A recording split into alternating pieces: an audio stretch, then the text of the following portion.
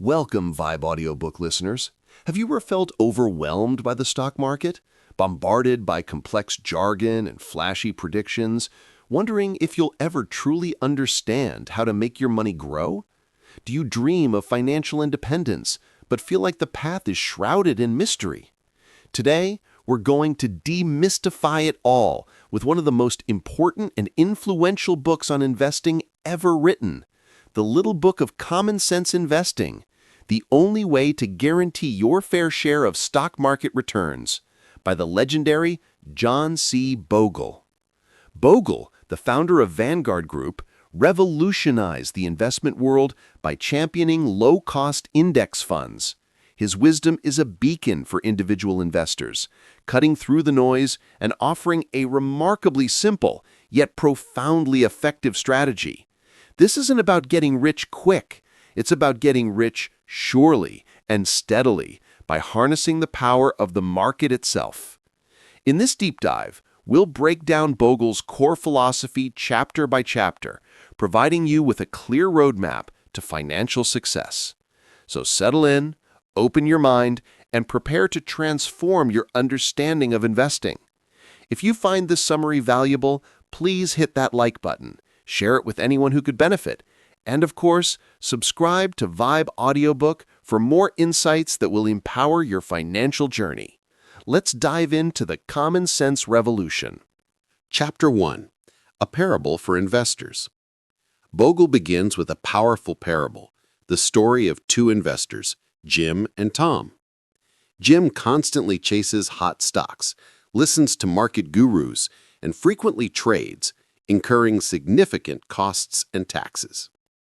Tom, on the other hand, invests in a broad market index fund, holds it for the long term, and minimizes his expenses.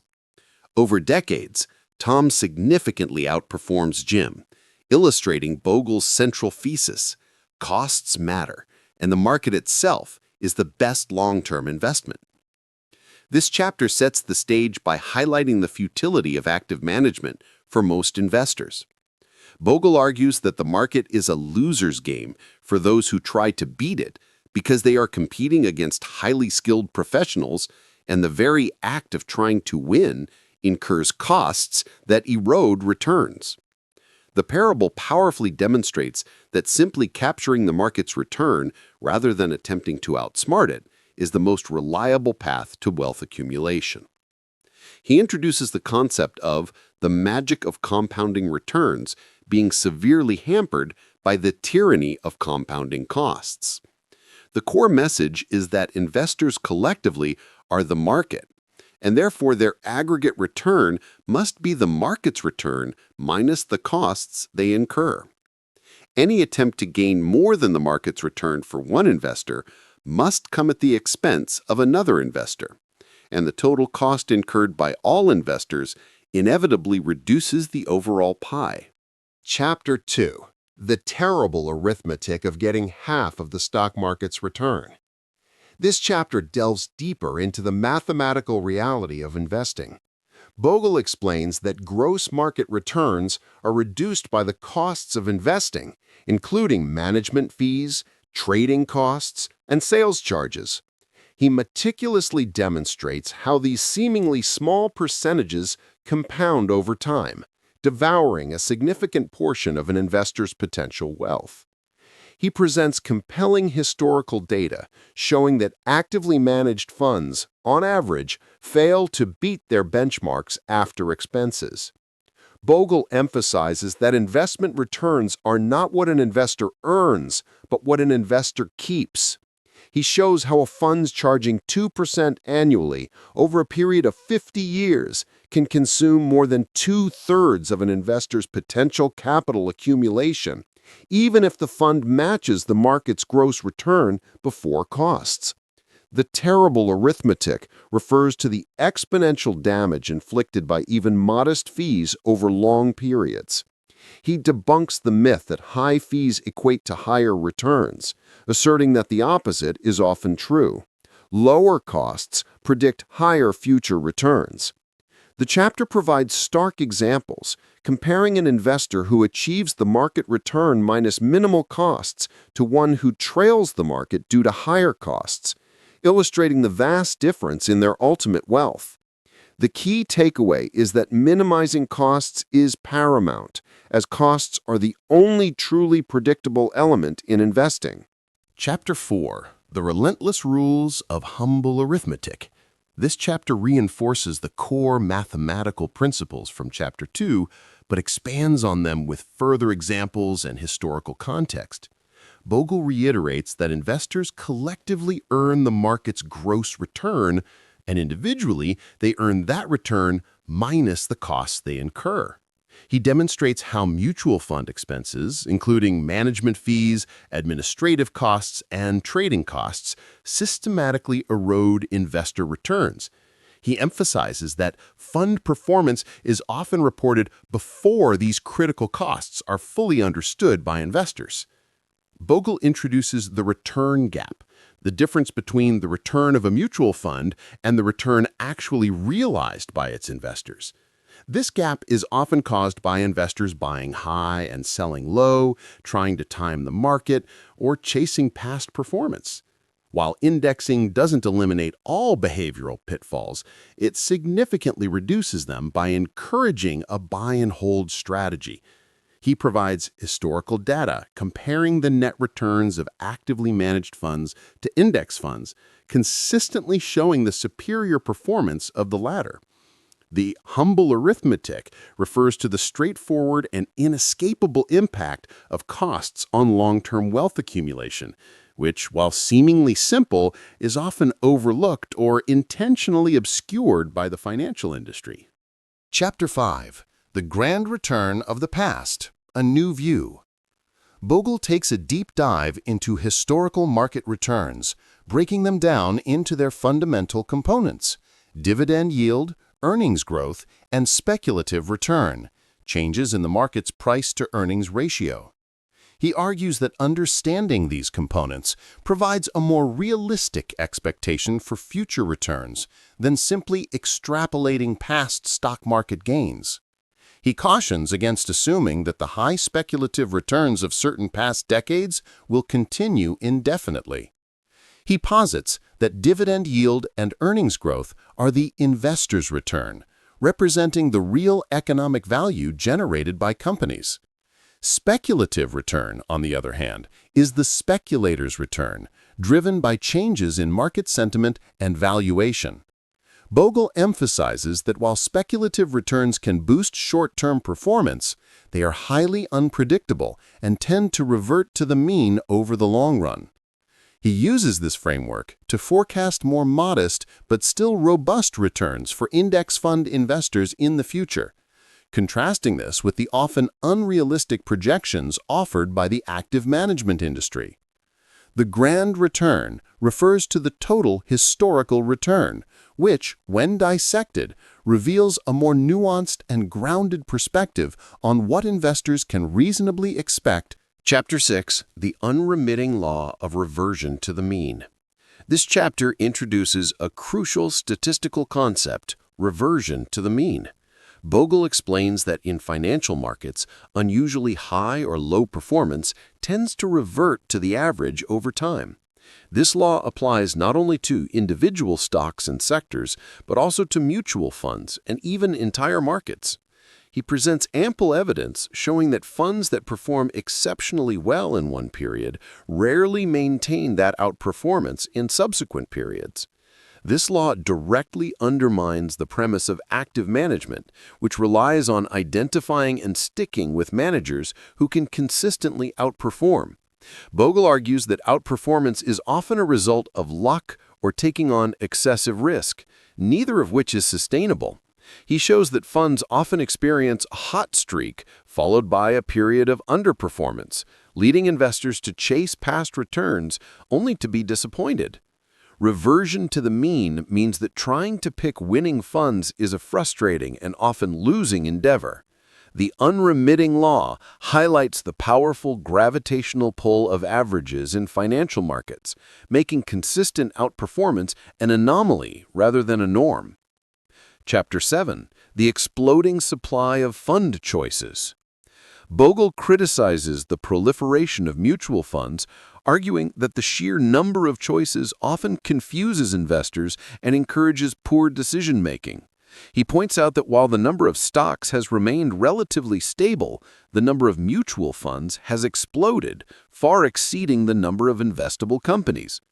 This exploding supply leads to market segmentation, niche funds, and increased complexity, all of which benefit the fund industry more than the individual investor. He laments the industry's focus on creating new, often specialized products, rather than providing simple, low-cost, broad market exposure.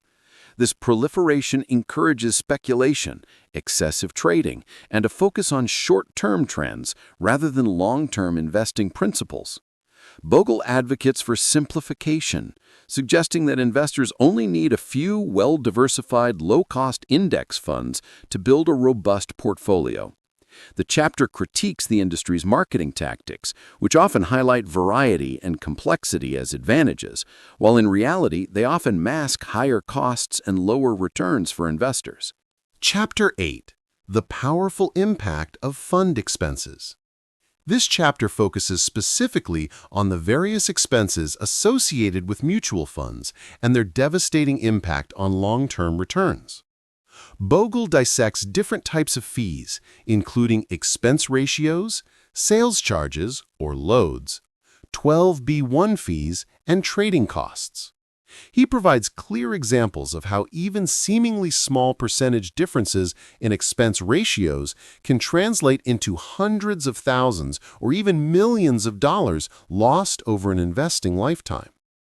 He distinguishes between front-end loads, back-end loads, and no-load funds, advocating strongly for no-load funds with minimal expense ratios. Bogle emphasizes that expense ratios are the most reliable predictor of future fund performance. The lower the costs, the higher the returns an investor is likely to keep. He also touches on hidden costs, like trading expenses, which are often not explicitly stated in expense ratios, but still eat into returns, particularly for actively managed funds with high turnover.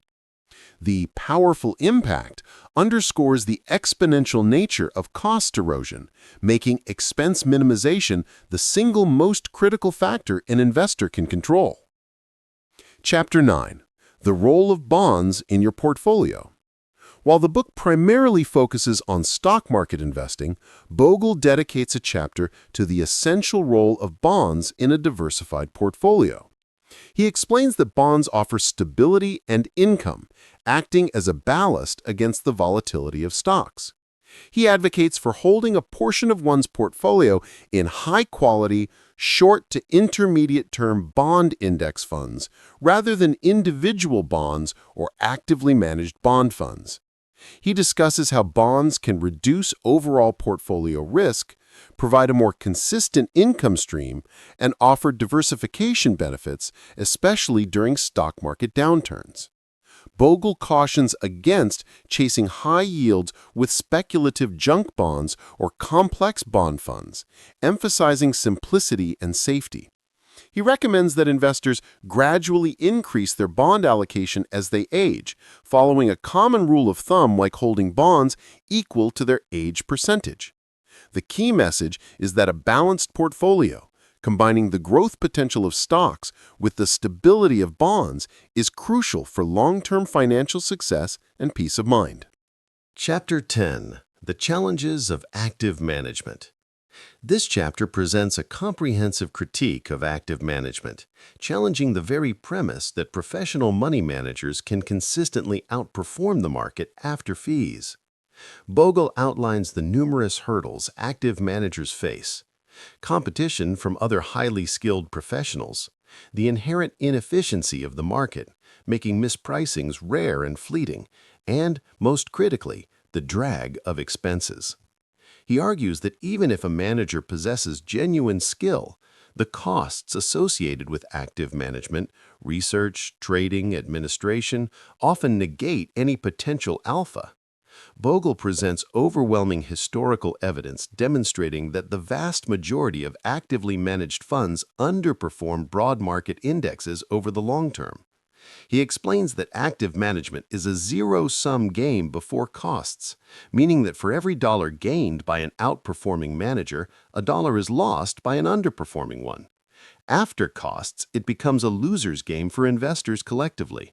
The challenges are shown to be so formidable that they render active management an unreliable strategy for the average investor seeking superior returns. Chapter 11. The Case for Long-Term Investing. Bogle underscores the paramount importance of a long-term investment horizon. He argues that the stock market, while volatile in the short term, has an undeniable upward bias over extended periods, driven by economic growth and corporate earnings. He encourages investors to embrace a buy-and-hold strategy with their index funds, resisting the urge to react to market fluctuations or time the market. He explains that market timing is notoriously difficult, even for professionals, and often leads to missing the market's best days, severely impacting long-term returns. Bogle emphasizes the power of compounding, illustrating how even modest returns, when allowed to grow undisturbed over decades, can lead to substantial wealth. He advises investors to view market downturns not as losses, but as opportunities to buy more shares at lower prices. The case for long-term investing is built on patience, discipline, and an unwavering belief in the long-term upward trajectory of capitalism. Chapter 12. Creating an Investment Plan. This practical chapter guides investors on how to construct and maintain their own common-sense investment plan. Bogle advocates for a simple, disciplined approach, stressing the importance of asset allocation, deciding the appropriate mix of stocks and bonds based on one's age, risk tolerance, and financial goals. He suggests starting with a well-diversified, low-cost total stock market index fund and a total bond market index fund. He advises investors to create an investment policy statement outlining their goals, asset allocation, and rebalancing strategy. Bogle emphasizes regular rebalancing to maintain the desired asset allocation, preventing the portfolio from drifting too far into riskier or less risky assets. He also touches on the importance of dollar-cost averaging, investing a fixed amount regularly, regardless of market conditions, to smooth out market volatility. The chapter provides a step-by-step guide to setting up an investment strategy that is robust, easy to manage, and aligned with the principles of indexing and low costs.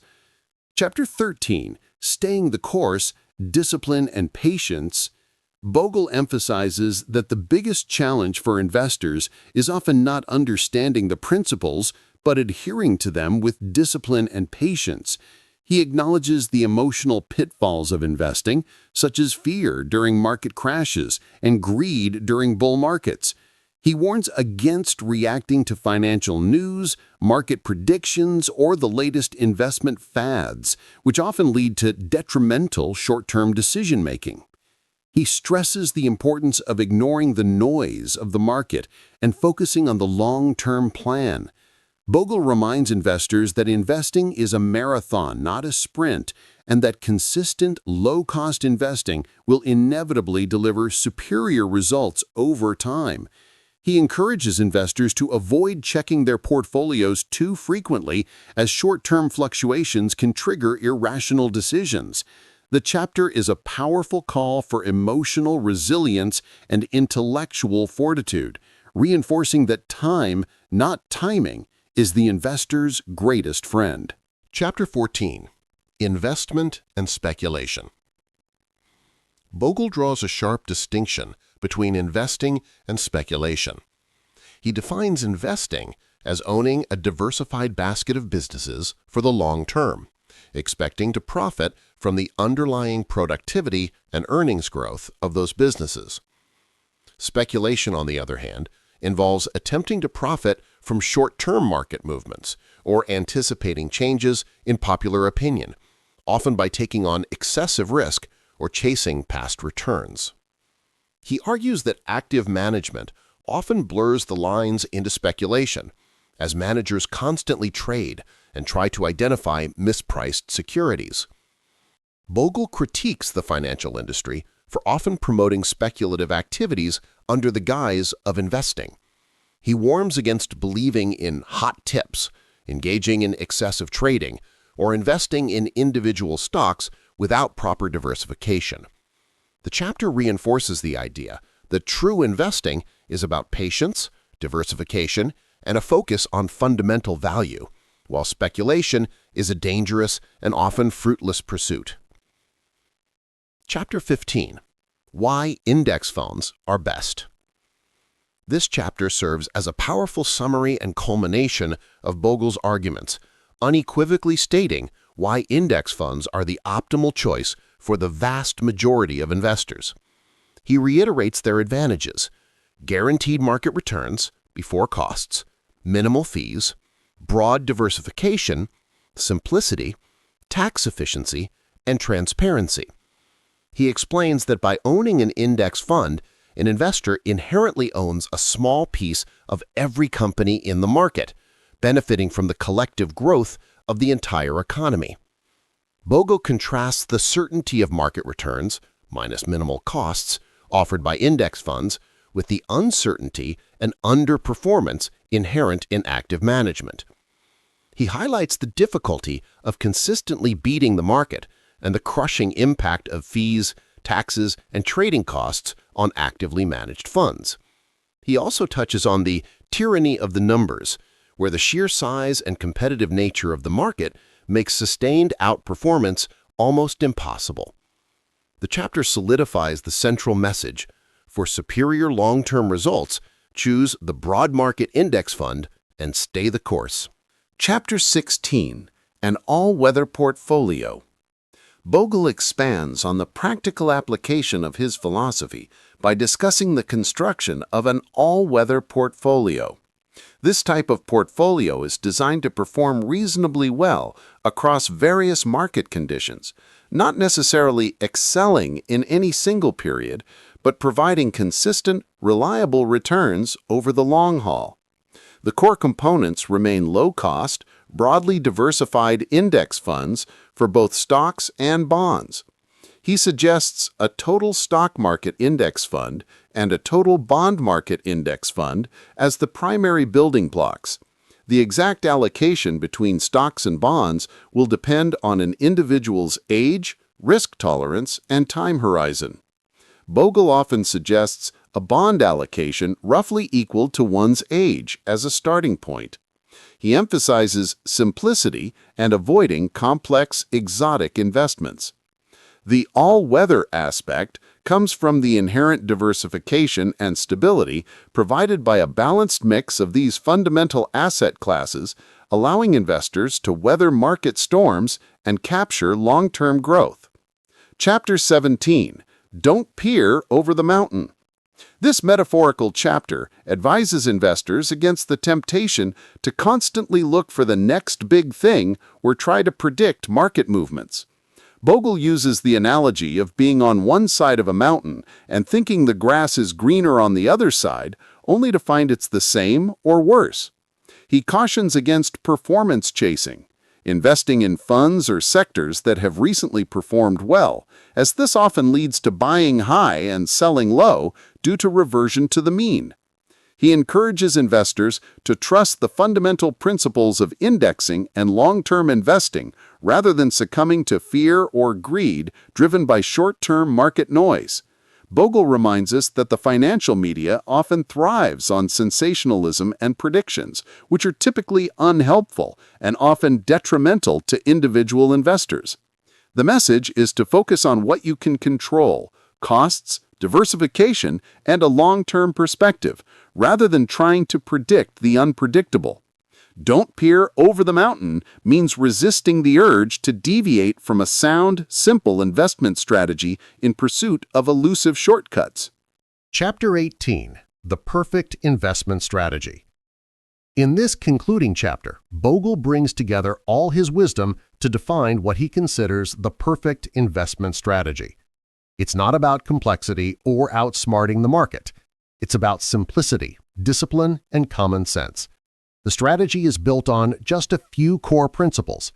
Invest in broad market index funds, specifically a total stock market index fund and a total bond market index fund. Keep costs to an absolute minimum. Every dollar saved in fees is a dollar earned. Diversify broadly. Own a piece of the entire market, not just a few stocks. Stay the course. Embrace a buy and hold strategy for the long term. Rebalance periodically. Maintain your desired asset allocation. Avoid market timing. It's a futile and costly endeavor. Ignore the noise. Don't let emotions or media hype dictate your decisions. Let compounding work its magic. The longer you stay invested, the more your wealth grows. Bogle emphasizes that this strategy is not exciting or glamorous, but it is remarkably effective and virtually guarantees that investors will capture their fair share of the market's returns. He champions the power of patience and humility over speculation and arrogance. The perfect investment strategy is perfect precisely because of its simplicity and its alignment with the fundamental truths of financial markets. Conclusion.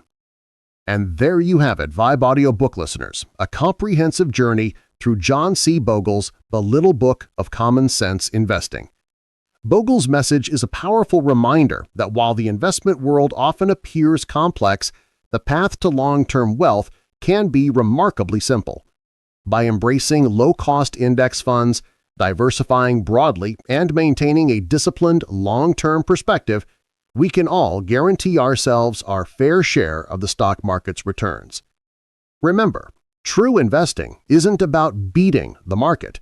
It's about letting the market work for you. It's about minimizing costs, maximizing time, and letting the magic of compounding do its work. We hope this deep dive has provided you with the clarity and confidence to take control of your financial future. If you found this summary insightful and empowering, please do us a huge favor. Hit that like button, share this episode with your friends and family who are looking for financial wisdom, and most importantly, subscribe to Vibe Audiobook for more essential summaries and insights that will enrich your mind and your wallet. Thank you for listening, and until next time, happy investing.